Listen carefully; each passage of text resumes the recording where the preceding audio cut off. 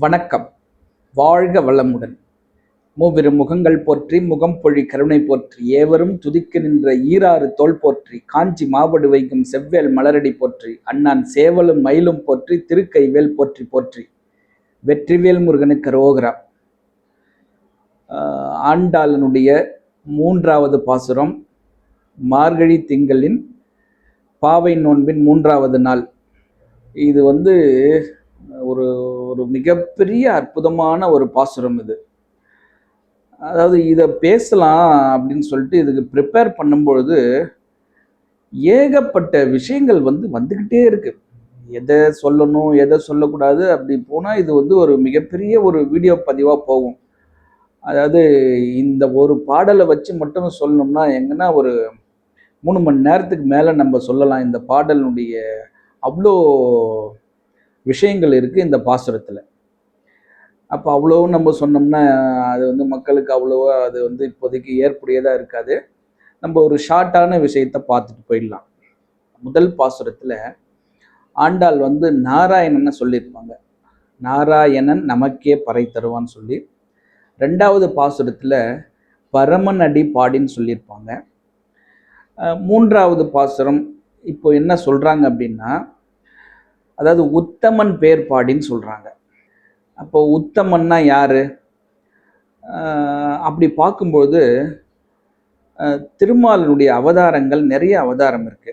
அதில் மக்களால் போற்றி கொண்டாடப்படுவது ராம அவதாரம், கிருஷ்ண அவதாரம். அப்படிப்பட்ட ராம அவதாரத்தையும் சொல்லலை ஆண்டாள் இந்த பாசுரத்தில். கிருஷ்ணரை பற்றியும் சொல்லலை. இதெல்லாம் தாண்டி ஒரு சின்ன வாமனனா அவதாரம் எடுத்து அந்த வாமன அவதாரத்தை பற்றி தான் ஆண்டாள் சொல்லியிருக்காங்க. ஏன் அப்படி என்ன வாமன அவதாரத்தில் வாமனன் உத்தமனா மாறினாரு, எப்படி ஆண்டாளுடைய கண்ணுக்கு அவரை உத்தமனா தெரிஞ்சார் அப்படின்னு பார்க்கும்பொழுது அதில் ஒரு 3 விஷயங்கள் நமக்கு புலப்படுது. என்ன அப்படின்னா, தான் அழிந்தாலும் பரவாயில்லை, மற்றவர்கள் வாழக்கூடாது அப்படின்னு சொல்றது ஒரு குணம். அதாவது தான் வாழணும், மற்றவங்க அழியணும் அப்படின்றது ஒரு குணம். 3வது குணம் பார்த்தீங்கன்னா, தான் கெட்டு போனாலும் அடுத்தவர்கள் வாழணும், தானும் வாழணும் அடுத்தவர்களும் வாழணும் அப்படின்னு சொல்றது ஒரு குணம். அப்போ அந்த 3வது குணத்தை சேர்ந்தவர் தான் அந்த வாமன அவதாரமாக திருமாலினுடைய குணமாக இருக்கு. அப்போ ராம அவதாரத்திலையும் கிருஷ்ண அவதாரத்திலையும் நிறைய கொலை நடந்திருக்காங்க, போர் நடந்திருக்கு. அதில் நிறைய உயிர்கள் பலியிடப்பட்டிருக்கு. ஆனால் இந்த வாமன அவதாரத்தில் பார்த்தீங்கன்னா அப்படிலாம் எதுவுமே நடக்கலை.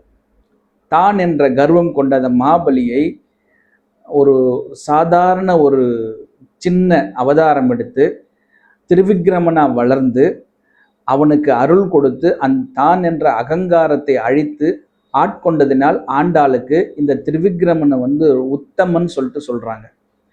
அதாவது தானும் வாழணும் அடுத்தவங்களையும் வாழ வைக்கணுன்ற குணம் கொண்ட இந்த அவதாரமானது உத்தம அவதாரம். அதனால் அவர் உத்தமன் சொல்லி ஆண்டாள் பாடுறாங்க. ஓங்கி உலகளந்த உத்தமன் பேர் பாடி. இப்போ உத்தமன் சொல்லியாச்சு, இந்த பேர் பாடி. இப்போ அப்போ பேரை ஏன் நம்ம பாடணும், பேரை சொன்னா போதாதா அப்படின்னு சொல்லி நீங்கள் கேட்கலாம். அதாவது பேர் பாடின்னு ஏன் சொல்லியிருக்காங்க அப்படின்னா, அதுக்கு ஒரு அழகான ஒரு உதாரணம் ஒரு ஒரு பெரியவர் சொல்லியிருக்கார். என்ன அப்படின்னா, பரந்தாமனின் அருளை விட அந்த திருநாமத்தை நம்ம சொல்லிக்கிட்டே இருக்கும்போது நமக்கு நிறைய அருள் கிடைக்குது அப்படின்னு சொல்கிறாங்க. அது எப்படின்னா, ஒரு தங்க கட்டி இருக்குன்னு வச்சுக்கோங்களேன். தங்க கட்டி தான் நாராயணன் வச்சுப்போம். அப்போ அந்த தங்கத்தை உருக்கி ஆபரணமாக செஞ்சு நம்ம போடும்பொழுது அந்த ஆபரணங்கள் நம்மளை அழகுபடுத்துது. அதே மாதிரி தான் நாராயணன் என்பவன் தங்க கட்டி போலவும் அவனுடைய நாமங்கள் தங்க ஆபரணங்கள் போலவும் ஜொலிக்கும். அப்போ அதனால நாராயணனை விட அவனுடைய நாமங்கள் சிறப்புடையது.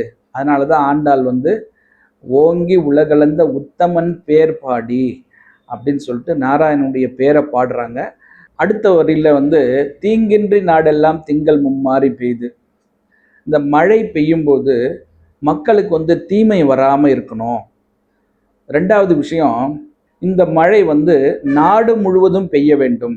ஏதாவது ஒரு சில இடத்துல மட்டும் பெய்யாம நாடு எல்லாத்துலேயும் மழை வரணும் அப்படின்னு சொல்லி ரெண்டாவது விஷயம். அதாவது மூன்றாவது விஷயத்தில் என்ன சொல்கிறாங்கன்னா, மும்மாறி பெய்யணும்னு சொல்கிறாங்க. அதாவது 9 நாள் வெயில் அடிக்கணும், ஒரு நாள் மழை பெய்யணும்.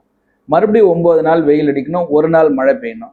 மறுபடியும் 9 நாள் வெயில் அடிக்கணும், ஒரு நாள் மழை பெய்யணும். அப்போ வந்து 9 27 ப்ளஸ் 3 நாள் மழை. அப்போ மாதம் 30 நாளில் 3 நாளைக்கு மழை வரும், 9 நாள் வந்து வெயில் காயும். அப்படி இருக்கும் பொழுது இந்த விவசாயிகள் விதைக்கிற விதைகளில் வந்து செழிப்பாக வளர்ந்து அவங்களுக்கு நல்ல பலனை கொடுக்கும் என்பது இந்த 2வது வரியினுடைய விளக்கமாக ஆண்டாள் சொல்லியிருக்காங்க. அடுத்து பார்த்தீங்கன்னா, இந்த மழை பெஞ்சு தண்ணி அதிகமாக ஆனதுனால மீன்கள்லாம் துள்ளி விளையாடி அந்த பயிர்களில் வந்து விளையாடிக்கிட்டு இருக்கான்.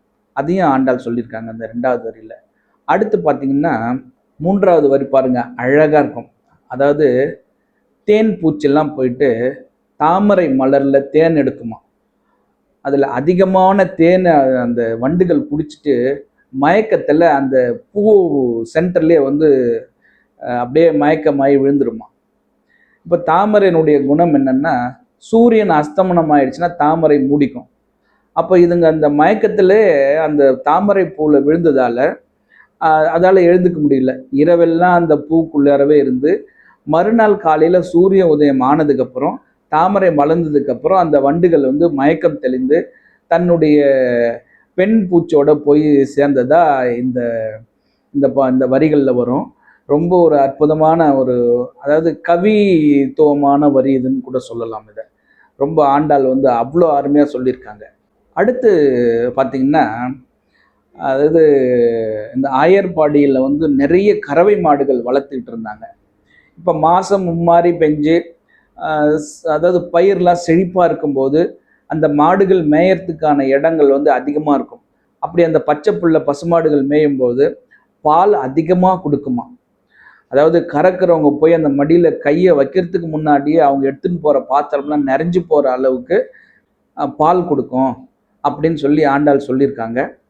அப்படி பால் நிறைய கறந்ததுக்கப்புறம் அந்த பாலை காய்ச்சி அதுலேருந்து வெண்ணெய் எடுத்து அதை நெய்யாக்கி அவங்க வந்து ஒரு செல்வ செழிப்பான வாழ்க்கை வாழ்ந்திருக்காங்க.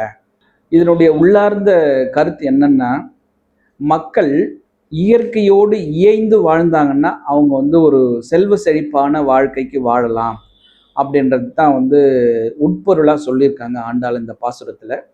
இயற்கையோடு இயைந்து வாழக்கூடிய மனிதர்கள் ஒரு ஆரோக்கியமான வாழ்க்கையும் செல்வ செழிப்பான வாழ்க்கையும் வாழ்ந்திருக்காங்கன்றது இந்த பாசுரத்திலிருந்து ஆண்டாள் கூற்றிலிருந்து தெரிகிறது.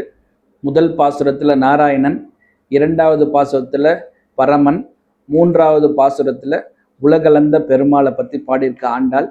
வாங்க எல்லாரும் அந்த பாசுரத்தை கேட்போம். வணக்கம். ஸ்ரீமதி விஷ்ணு சித்தாரிய மனோநந்தனேதவே நந்தநந்தன சுந்தரியை கோதாய நித்தியமங்கலம். ஆண்டாள் அருளி செய்த திருப்பாவை 3ஆம் நாள் பாசுரம். ஓங்கி உலகளந்த உத்தமன் பேர்பாடி நாங்கள் நம் பாவைக்கு சாற்றி நீராடினால் தீங்கின்றி நாடெல்லாம் திங்கள் மும்மாறி பெய்து ஓங்கு பெருஞ்சன்னல் ஊடு கைலுகல பூங்குவலை போதில் பொறிவண்டு கண்படுப்ப தேங்காதே புக்கிருந்து சீத்தமுளை பற்றி வாங்க குடும் நிறைக்கும் வள்ளல் பெரும்பசுக்கள் நீங்காத செல்வம் நிறைந்தேலோரும் பாவாய். வணக்கம். இந்த பாசுரத்துல வந்து ஆண்டாள் வந்து நீங்க பக்தி மார்க்கமே சிறந்த மார்க்கம், நீங்க வந்து பெருமாள் கிட்ட பக்தியை செலுத்தீங்கன்னா நீங்க நல்ல செல்வம், நீங்காத செல்வம் பெற்று ஓங்கி நீங்களும் அந்த பெருமாள் போல நல்ல வாழ்க்கை வாழலாம் சொல்லியிருக்காங்க. ஸோ எல்லாரும் அந்த பக்தியை கொண்டாடுவோம். மீண்டும் நாளை சந்திக்கின்றேன். ஆறிரு தடந்தோல் வாழ்க, ஆறு முகம் வாழ்க, வெப்பை கூறுசை தனிவேல் வாழ்க, குக்குடம் வாழ்க, செவ்வேல் ஏறிய மஞ்சை வாழ்க, யானைத்தன் அணங்கு வாழ்க, மாறிலா வள்ளி வாழ்க, வாழ்க சீர் அடியார் எல்லாம் வெற்றிவேல் முருகனுக்கு அரோகரா. வணக்கம். வாழ்க வளமுடன், எல்லாம் செயல்கூடும்.